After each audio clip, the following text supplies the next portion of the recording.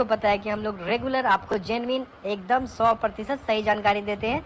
ऐसे में बहुत सारे कैंडिडेट हैं जिनका सिलेक्शन भी हो चुका है, क्योंकि जितनी भी छोटी बड़ी सभी सरकारी जॉब और जो प्राइवेट सेक्टर में कुछ अच्छी जॉब होती है उसकी जानकारी आपको चैनल पे मिलती रहती है। तो उसी कड़ी में फ्रेंड्स एक और ज़बरदस्त वैकेंसी है, अच्छे समझिएगा क्योंकि यहाँ पे मैं आपको सभी कुछ समझा देता हूँ बिल्कुल सही तरीके से। तो फ्रेंड्स इसके एवज में मुझे एक लाइक और सब्सक्राइब जरूर चाहिए, ताकि आके भी जो भी इंपॉर्टेंट इन्फॉर्मेशन आती है उस पर आपको एकदम सही से मैं गाइड करता रहूँ। तो फ्रेंड्स आपके स्क्रीन पे दिख रहा है कि Bihar state electronics corporation limited, जिसको आप लोग बेल्ट्रॉन के नाम से भी जानते हैं, तो यहाँ पे वैकेंसी निकाली गई है प्रोग्रामर हेतु ऑनलाइन रजिस्ट्रेशन की सूचना। तो प्रोग्रामर अगर आप बनना चाहते हैं तो बिहार सरकार के किसी भी डिपार्टमेंट, यानी कि जितने भी डिपार्टमेंट हैं, जितने भी विभाग हैं बिहार सरकार के, उसके अंदर प्रोग्रामर की आवश्यकता होती है। और जब भी ज़रूरत पड़ती है तो बेल्ट्रॉन अपने तरफ से ये रजिस्ट्रेशन ओपन करके यहाँ पे भर्ती प्रक्रिया पूरी करता है। अब बात है फ्रेंड्स ये कैसी नौकरी है, पहले मैं ये आपको बता दूँ कि अगर इसमें आपका सिलेक्शन हो जाता है तो आप 60 साल तक के लिए नौकरी यहाँ पे करेंगे और अच्छी खासी सैलरी भी आपको मिलने वाली है। यूँ तो फ्रेंड्स ये संविदा के तौर पे आपकी नौकरी रहेगी। बिहार सरकार के जो परमानेंट स्टाफ होते हैं उनकी तरह सारी सुविधाएं आपको नहीं मिलेंगी, लेकिन हो सकता है कि भविष्य में आप एक परमानेंट स्टाफ के तौर पे भी काम कर पाएँ। तो इस मौके को आप लोग हाथ से मत जाने दीजिएगा।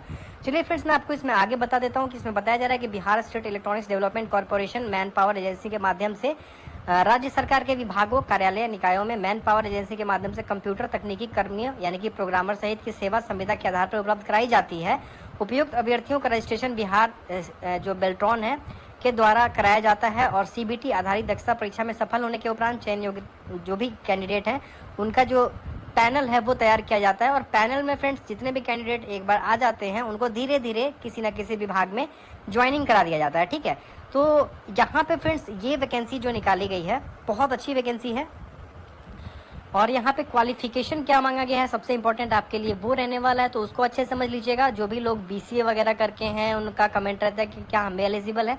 मैं आपको बता देता हूँ कि अगर आप बीटेक हैं या फिर बीई हैं, बैचलर ऑफ इंजीनियरिंग बोलिए या बैचलर ऑफ टेक्नोलॉजी, अगर आपने बीटेक किया हुआ है कंप्यूटर साइंस से, या फिर आपने एमसीए किया हुआ है मास्टर ऑफ कंप्यूटर एप्लीकेशन, आप नाम सुना होगा बीसीए के बाद जो होता है वो वाला, और साथ में आपने बीएससी इंजीनियरिंग भी अगर किया हुआ है तब भी आप लोग यहाँ पे एलिजिबल हैं, या फिर एमएससी आईटी किया हुआ है, ठीक है, तब भी एलिजिबल है। बीएससी आईटी वाले और बीसीए वाले एलिजिबल नहीं है। मैंने क्लियर बता दिया आपको कि बीसीए वाले और बीएससी आईटी वाले एलिजिबल नहीं हैं।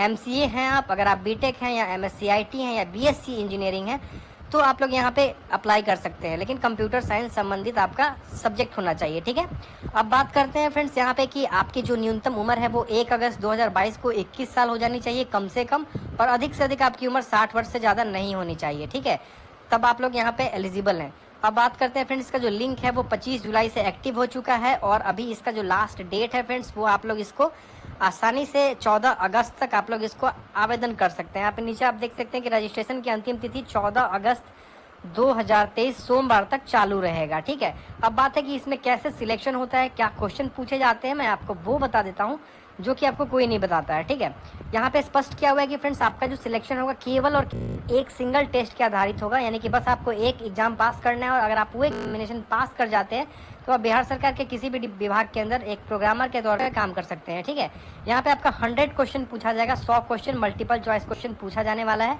और 100 क्वेश्चन जो आपका रहने वाला है वो सिलेबस आपका इग्नू का जो एमसीए का सिलेबस होता है आप सर्च कर लीजिएगा और मैं अभी आपको दिखा भी दूंगा ताकि आप थोड़ा सा आसानी से सर्च कर पाएँ और अपनी तैयारी करके आसान सा जॉब होता है ना फ्रेंड्स, जो रास्ता आसान होता है उस पर भी ध्यान देना चाहिए। जरूरी नहीं है कि हर कोई बैंकिंग, एसएससी, रेलवे में ही ज्वाइन करे। हो सकता है कि आप यहाँ पे भी अच्छा जॉब लेके अच्छी अर्निंग कर सकते हैं। और बात करें फ्रेंड्स यहाँ पे आपका जो फॉर्म भरने का जो चार्ज है वो 1000 रुपये लग जाएगा अगर आप ओबीसी से बिलोंग करते हैं या फिर आप जनरल जाति से बिलोंग करते हैं। अगर आप SC ST से बिलोंग करते हैं तो आपको केवल 250 रुपये देना पड़ेगा। ठीक है, यहाँ पे स्पष्ट लिखा हुआ है कि अगर आप SC ST या दिव्यांग हैं तो आपको 250 रुपये देना पड़ेगा। ठीक, तो ये चीज़ क्लियर हो गया आपको। चलिए मैं आपको सिलेबस दिखा देता हूँ।